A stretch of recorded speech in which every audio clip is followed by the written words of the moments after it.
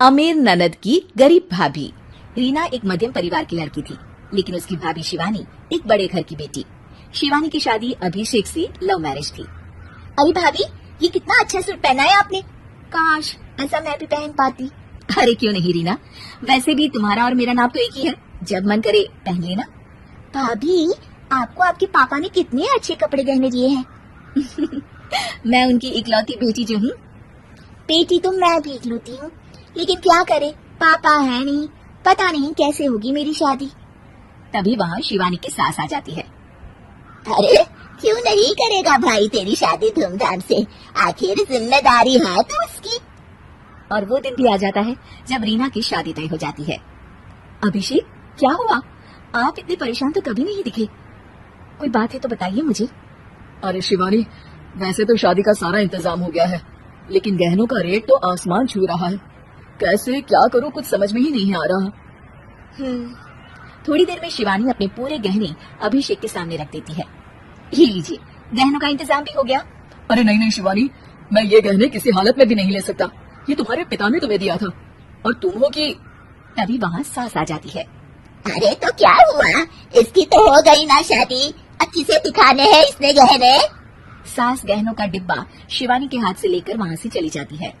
रीना की शादी धूमधाम से होती है और अब वो बड़े घर की बहू बन जाती है। वहीं रीना की शादी के बाद शिवानी और अभिषेक उसकी शादी के कर्जों से डूब जाते हैं। मैं सोच रही हूँ नौकरी करनी शुरू कर दूं, वैसे भी पढ़ी लिखी हूँ, आपकी थोड़ी मदद भी हो जाएगी।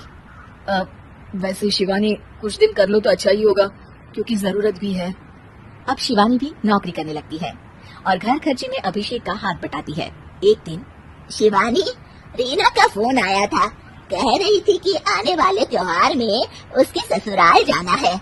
ठीक है माँ।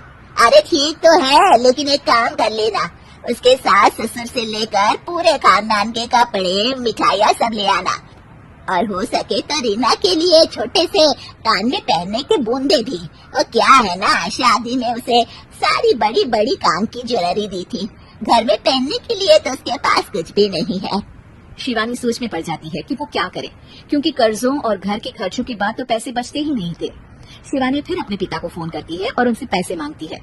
देखो शिवानी, मैंने तुम्हें शादी के वक्त ही मना किया था कि ऐसे घर में शादी करनी ही नहीं चाहिए।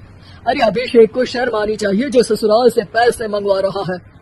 शिवानी को पिता की बात पर गुस्सा आ जाता है। आप मेरे पिताजी हैं और मैं परेशान थी, इसलिए आपसे मदद की उम्मीद की पापा। अभिषेक को तो पता भी नहीं है कि मैंने आपसे पैसे मांगे हैं। शिवानी सोचती है कि वो अभिषेक से बात करे, लेकिन फिर उसे लगता है कि वो टेंशन ले लेगा। तभी शिवानी की नजर हाथ के कंगन पर पड़ती है, सीधे बाजार जाती है और उसे बेचकर ननद के घर ले जाने का सारा सामान लेकर आती है और सास के सामने रख देती है। हाँ, ठीक है, लेकिन फल थोड़े और अच्छी क्वालिटी के होने चाहिए थे। शिवानी कुछ नहीं कहती, वहाँ से चली जाती है।